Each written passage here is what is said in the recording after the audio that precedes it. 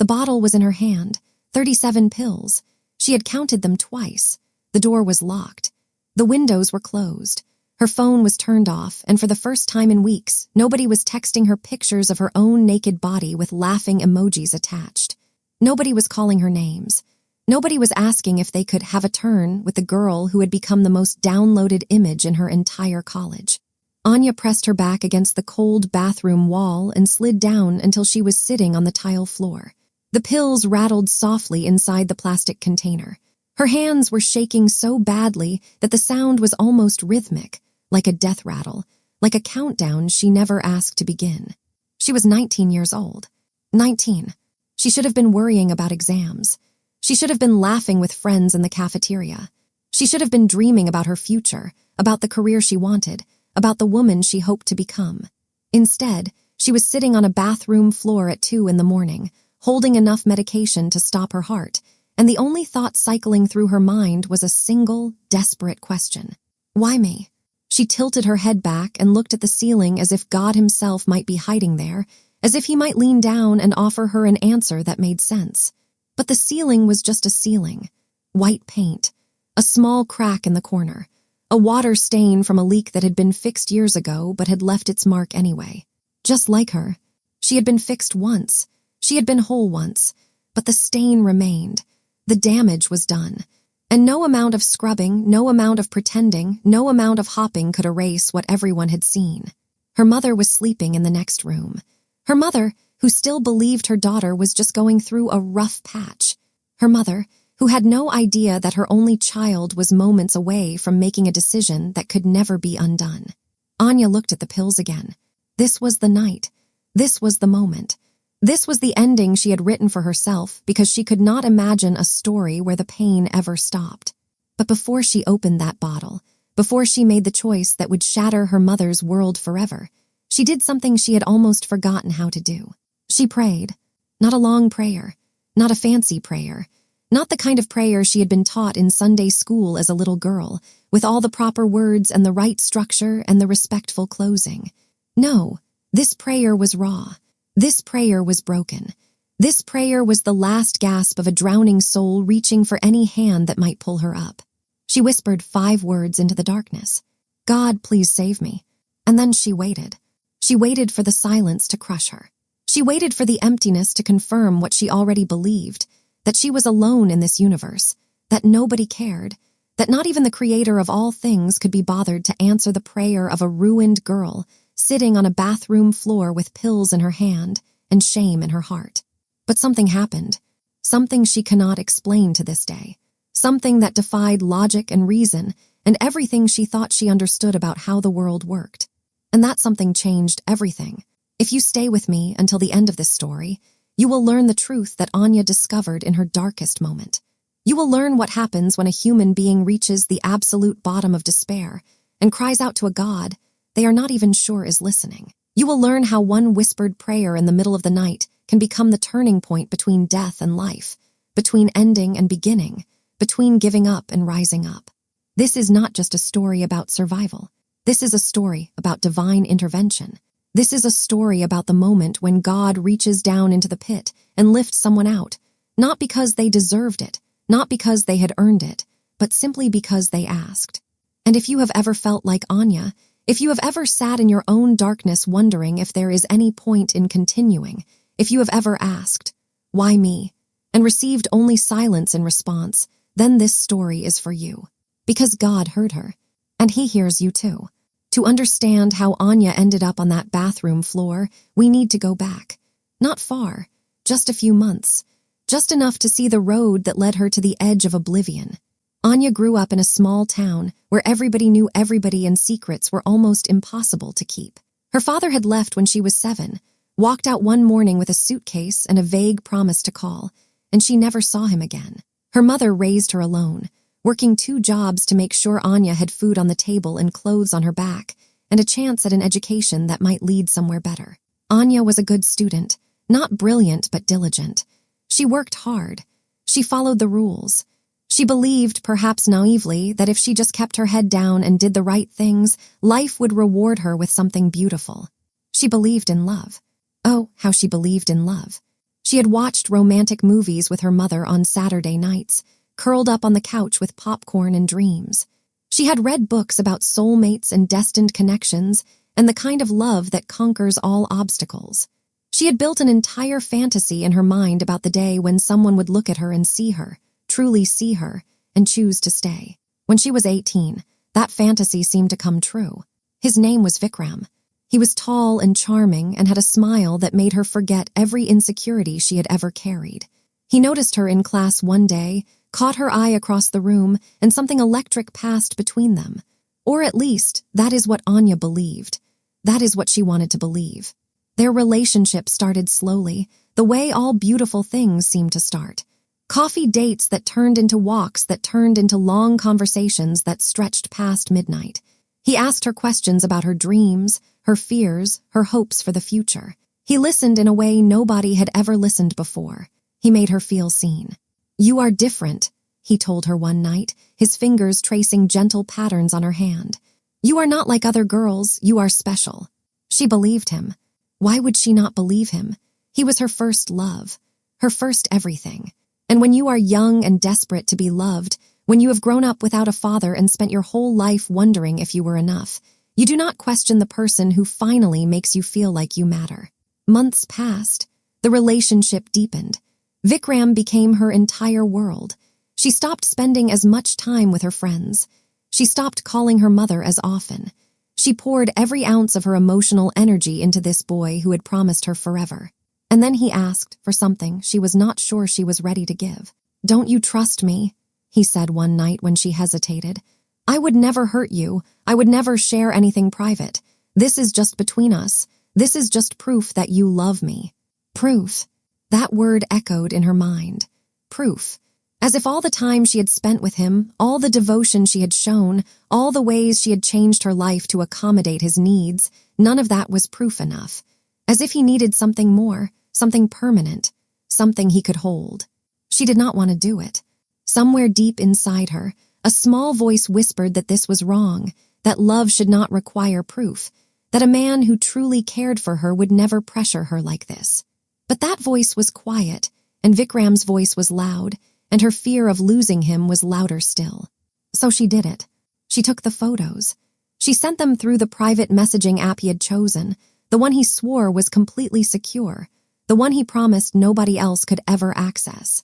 She watched the pictures leave her phone and enter his, and she felt a strange mixture of vulnerability and connection, as if she had handed him a piece of her soul. "I will keep these safe forever," he said. "They are just for us, just for me, so I can look at them when I miss you." She believed him. For a while, nothing changed. Vikram continued to be charming. The relationship continued to feel like something out of a movie. Anya convinced herself that the small voice of doubt had been wrong, that she had made the right choice, that trusting the person you love was never a mistake.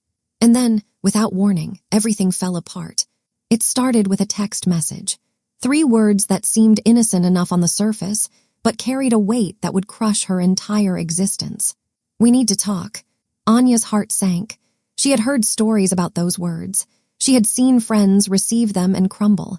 But surely this was different. Surely Vikram was just stressed about exams or worried about something at home. Surely he was not about to destroy everything they had built. They met at a coffee shop, the same one where they had shared their first date. She chose a seat by the window, ordered his favorite drink, and waited with a smile that hid the terror growing in her chest. He did not smile back. "This is not working anymore," he said, as casually as if he were commenting on the weather. "I think we should see other people." Anya felt the floor drop out from beneath her. "What? Why? What did I do wrong?" He shrugged, actually shrugged, as if her pain were merely an inconvenience, a small obstacle in his path toward whatever he wanted next. "It's not about you," he said. "It's just that I've met someone else, someone more compatible." She wanted to scream. She wanted to throw her coffee in his face and demand an explanation and make him understand that you cannot just discard a human being like yesterday's garbage. But she did none of those things. She sat there, frozen, while the boy she loved walked out of her life without looking back. The next few days were agony. Anya barely ate. She could not sleep. She cried so much that her eyes swelled shut and her throat became raw and her pillow was permanently damp. She replayed every moment of their relationship in her mind, searching for the warning signs she had missed, the red flags she had ignored, the moment when everything had gone wrong. But those days of private grief were nothing compared to what came next. It was a Tuesday night. She was lying in bed, scrolling mindlessly through social media, trying to distract herself from the ache that had taken up permanent residence in her chest. Her phone buzzed. A notification from a classmate she barely knew. "Is this really you?" There was a link attached. Anya clicked it without thinking. The page loaded slowly, as if the universe itself was trying to give her one last chance to look away, one last moment of innocence before the truth crashed down upon her like a tidal wave. And then she saw them. Her photos, her private photos. The ones she had sent to Vikram in trust, in love, in the foolish belief that he would keep his promise. They were everywhere. They had been posted on a website she had never heard of, a website that existed solely to humiliate women, to collect and display and celebrate the destruction of their privacy. Her face was visible. Her name was attached. And the comments beneath the images were so vile, so degrading, so filled with hatred and lust and mockery that she could not read more than a few lines before her stomach revolted, and she barely made it to the bathroom before vomiting. This cannot be happening. This cannot be real. This is a nightmare, and I will wake up and everything will be fine. But she did not wake up, because this was not a nightmare. This was her new reality. Within hours, the images had spread beyond that single website. They were being shared on messaging apps. They were being forwarded through group chats. They were being sent to people she knew, people she went to school with, people she had considered friends. Her phone would not stop buzzing. Message after message after message. Some were cruel. Some were mocking. Some were terrifyingly explicit, men she had never met describing in graphic detail what they wanted to do to her, as if the existence of those photos had somehow transformed her into public property, a body without a soul, a thing to be consumed rather than a person to be respected. And some messages were from people she thought cared about her. "How could you do something so stupid? I can't be seen with you anymore. My parents found out. They don't want me talking to you." One by one, the people in her life began to disappear. Friends she had known since childhood suddenly could not meet her eyes. Classmates she had studied with for years crossed to the other side of the hallway when they saw her coming. Even professors seemed to look at her differently, their gazes carrying a weight of judgment that made her want to shrink into nothing. She became a ghost. She walked through her days in a fog of shame so thick she could barely breathe. Every whisper felt like it was about her. Every laugh felt like it was directed at her. Every glance, every stare, every moment of silence when she entered a room, all of it confirmed what she had begun to believe about herself. She was ruined. She was worthless. She was nothing. The thoughts came slowly at first, like distant thunder on the horizon. Maybe it would be better if I just disappeared. Maybe the world would be happier without me. Maybe this pain would stop if I simply stopped existing. But then the thoughts grew louder. They followed her everywhere. They whispered to her in class when she was supposed to be taking notes. They shouted at her in the shower when she was supposed to be getting ready for the day. They screamed at her in the darkness of her bedroom when she was supposed to be sleeping. "You are disgusting. You are pathetic. You are damaged beyond repair. Nobody will ever love you now. Nobody will ever see you as anything more than those photos. You will carry this shame forever. There is no escape. There is no healing. There is only one way out." She started researching methods.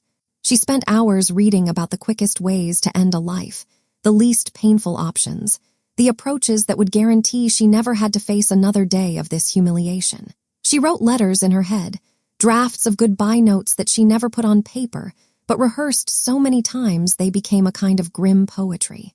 "Dear Mom, I am sorry. This is not your fault. You did everything right. But I cannot carry this weight anymore. Please remember me as I was before, not as I became after." She picked a date. She circled it on the calendar in her mind. She decided that if things were not better by then, if the pain had not lessened, if the shame had not lifted, she would end it. She would swallow those pills and lie down and let the darkness take her somewhere far away from the horror of her existence. The date arrived. Nothing had changed. If anything, things had gotten worse. Someone had printed copies of her photos and posted them around the campus.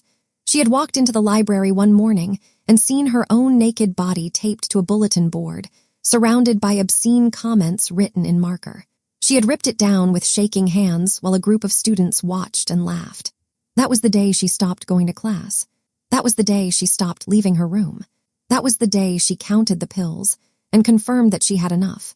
And that was the night she found herself on the bathroom floor, ready to end everything, when she whispered those 5 words that would change the course of her entire life. God, please save me. Before we go any further, if you believe in Jesus, subscribe to this channel because we provide daily stories of faith and miracles that change lives. Hit that subscribe button and the notification bell so you never miss a video. And if this story is touching your heart, leave a comment below. Let Anya know she is not alone. Let everyone who is struggling know they are not alone. Now, let me tell you what happened next. Anya sat on that bathroom floor, pills in hand, waiting for something, anything, that might give her a reason to continue breathing. She had whispered her prayer into the void, and she fully expected the void to swallow it without response. She fully expected to confirm what she had feared all along, that God, if he existed at all, had abandoned her. But the silence that followed her prayer was not empty. It was different. She cannot describe it adequately even now, years later. She has tried so many times to put into words what happened in that bathroom at 2 in the morning, and every time she falls short. The best she can do is this. The silence became warm. It was as if the air itself had changed quality, as if something invisible and ancient and impossibly tender had wrapped around her like a blanket. The frantic racing of her thoughts began to slow. The screaming voices of shame and despair that had dominated her mind for weeks began to quiet. And into that new stillness came a memory so vivid, it felt less like remembering and more like being spoken to. She was 7 years old. She was sitting on her mother's lap, crying because a girl at school had called her ugly. Her mother was stroking her hair and whispering words that Anya had not thought about in years, but suddenly heard as clearly as if they were being spoken directly into her ear. My darling, God is closest when you feel the most broken. That is when he leans in. That is when he holds you tightest. When you cannot feel him, that does not mean he is far. It means he is carrying you. Anya had forgotten those words. She had forgotten that moment. She had forgotten that her mother had ever said such a thing, that she had ever believed such a thing, that there had been a time in her life when faith was not a burden but a comfort.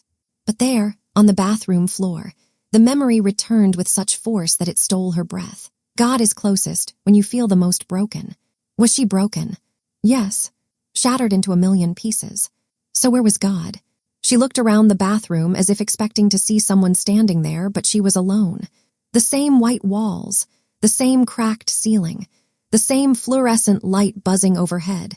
Nothing had changed. And yet everything had changed, because she was still sitting there. She had not opened the bottle. She had not swallowed the pills. Something had stopped her, some invisible force that she could not name but could not deny. And now, instead of the desperate urge to escape, she felt something else rising in her chest. It took her a moment to identify it. It was hope. Just a flicker, just a tiny spark in the darkness. But it was there, and it was real, and it was enough to make her pause. What if Mom was right? What if God really is here? What if this is not the end of my story? She looked at the pills in her hand. She looked at the closed door. She looked at the ceiling where God might or might not be hiding. And then she did something she had not planned to do. She put the bottle down. Her hands were still shaking. Her heart was still racing. The shame was still there, coiled around her chest like a snake.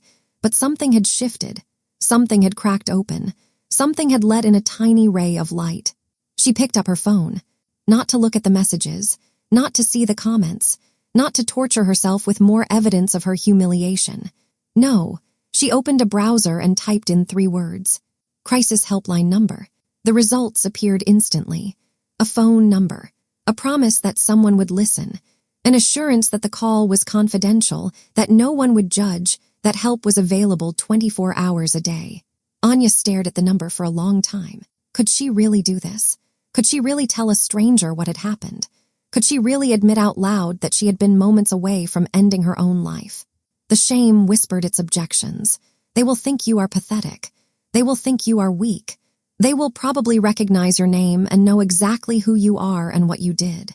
But that other voice, the quiet one, the one that sounded almost like her mother, whispered something different. They will listen. They will help. You do not have to carry this alone. Anya pressed the call button. The phone rang once, twice, 3 times. Each ring felt like an eternity. She almost hung up. She almost convinced herself that this was a mistake, that there was no point, that nobody could help her now. And then someone answered. Hello, you've reached the crisis helpline. My name is Sarah. You are safe here. Whatever is going on, I'm listening. The voice was warm. It was gentle. It carried no judgment, no accusation, no trace of the disgust Anya had come to expect from everyone she encountered. She opened her mouth to speak. Nothing came out. The tears started instead. Great, heaving sobs that shook her entire body. All the pain she had been holding inside, all the shame and fear and hopelessness, it all came pouring out in a flood of sound that she could not control. Sarah waited. She did not rush her. She did not demand explanations. She simply stayed on the line, making soft sounds of acknowledgement, letting Anya know that she was still there, that she was not going anywhere, that however long this took, she would remain. It was probably 10 minutes before Anya could form words. I was going too. She could not say it. The words stuck in her throat like thorns. Take your time, Sarah said. There's no rush, I'm here. I was going to kill myself tonight. Saying it out loud made it real in a way that thinking it never had. Anya felt the weight of the statement settle around her, heavy and terrifying. I'm so glad you called instead, Sarah said. That took so much courage. Can you tell me what's been happening? And so Anya told her. All of it. The relationship, the photos, the betrayal, the exposure, the humiliation, the abandoned friendships, the stares and whispers, the messages from strangers, the printed images in the library, the total destruction of everything she had once been. She told her about the pills. She told her about the locked door. She told her about the prayer and the memory and the strange warmth that had made her pause just long enough to pick up the phone. Sarah listened to everything. She did not gasp. She did not judge. She did not offer empty platitudes or false promises. She simply listened, and when Anya was finished, when there were no more words left to say, Sarah spoke with a clarity that cut through the fog. Anya, what happened to you is a crime. What your ex-boyfriend did is illegal. Sharing intimate images without consent is a serious offense, and there are laws designed to protect people like you. You are not ruined. You are not worthless. You are the victim of someone else's cruelty, and you deserve justice. Justice. The word landed like a stone in still water, sending ripples through everything Anya thought she knew. Justice. It had not occurred to her that there might be consequences for Vikram. It had not occurred to her that the law might actually be on her side. She had been so consumed by her own shame that she had never considered the possibility that he, not she, was the one who should be punished. There are resources available to you, Sarah continued. Legal resources, counseling resources, support groups for people who have experienced exactly what you're going through. You do not have to face this alone, and you do not have to let him get away with it. Something stirred in Anya's chest. Not just hope this time. Anger. For the first time since this nightmare began, she felt angry at Vikram instead of ashamed of herself. He had done this. He had betrayed her trust. He had violated her privacy. He had turned her most vulnerable moments into entertainment for strangers. And all this time, while she had been drowning in humiliation, he had probably been living his life without a care in the world. Why should he get to be okay when she was barely surviving? Why should he escape consequences when she had been facing them every single day? What do I do? Anya asked. How do I fight back? Sarah explained the process. Filing a police report, gathering evidence, working with lawyers who specialized in cyber crimes, reaching out to organizations that helped victims of image-based abuse. It sounded overwhelming. It sounded exhausting. It sounded like a battle that would require every ounce of strength she had left. But it also sounded possible. And that was more than Anya had believed just an hour ago. I'm going to give you some numbers, Sarah said. Tomorrow morning, when you wake up, I want you to call the first one. Just the first one. You don't have to do everything at once. You just have to take one step. Can you do that? Anya nodded, then realized Sarah could not see her. Yes, she whispered. I can do that. Good, and Anya, What you did tonight, calling this line, asking for help, that was the bravest thing you could have done. A lot of people in your situation never make that call, but you did. That tells me everything I need to know about your strength. Strength. The word sounded foreign to her ears. She had not felt strong in weeks. She had felt weak, defeated, destroyed. But maybe strength was not about never falling. Maybe strength was about falling so far that the bottom seemed inevitable and still finding the courage to reach for a hand in the darkness. She had reached, and someone had answered. Anya did not sleep much that night, but she did not pick up the pills again either. She sat on her bed with the numbers Sarah had given her saved in her phone, and she watched the sky outside her window slowly shift from black to gray to the pale pink of dawn. With each passing hour, the suffocating darkness of the night felt a little less absolute. Morning arrived. She made the first call. It was to a lawyer who specialized in cyber crimes, a woman named Priya who had spent 15 years helping victims of image-based abuse. Anya told her story again, and once again, she was met not with judgment but with compassion and practical help. "We can absolutely pursue this," Priya said. "What he did is illegal under the Information Technology Act. If we can prove that he was the source of the leak, he could face serious criminal charges, imprisonment, fines, a permanent record that will follow him for the rest of his life." The words felt like oxygen. "There's something else you should know," Priya continued. "We can also send legal notices to the websites hosting those images, demanding they be removed. It won't happen overnight, but we can make it happen. We can take back your privacy, piece by piece." Anya started crying again, but these tears were different. These were not tears of despair. These were tears of relief, of gratitude, of the overwhelming realization that she was not as alone as she had believed. The next few weeks were a whirlwind of activity. She filed a police report, sitting in a sterile interview room and recounting every detail of her relationship with Vikram while a female officer took notes. She expected mockery or skepticism, but the officer was professional and kind. "This happens more often than people realize," she said. "You are not the first victim, and unfortunately you won't be the last, but we take it seriously. We will investigate." The investigation moved faster than Anya expected. Digital forensics traced the original leak back to Vikram's devices. There was no ambiguity, no plausible deniability. He had uploaded her photos himself. He had shared them deliberately. He had turned her trust into a weapon and used it to destroy her. When the police came to arrest him, Anya was not there. She did not need to be, but her lawyer told her about it afterward, described the look on his face when the officers appeared at his door, the way his casual arrogance crumbled when he realized that actions have consequences, that cruelty has a cost. He was charged under multiple sections of the Information Technology Act. The case went to court. His family hired expensive lawyers who tried every tactic imaginable to discredit Anya, to paint her as a willing participant, to suggest that she had somehow consented to the distribution of her most private images. But the evidence was clear. The law was clear. And for once, the system worked the way it was supposed to work. Vikram was convicted. He was sentenced to 2 years in prison plus a significant fine. His name was entered into the sex offender registry. His future, the bright, promising future he had always assumed was his birthright, dissolved before his eyes. Anya sat in the courtroom on the day of the sentencing. She watched as the man who had nearly destroyed her was led away in handcuffs. She expected to feel triumphant. She expected to feel victorious. Instead, she felt something she did not anticipate. She felt sad.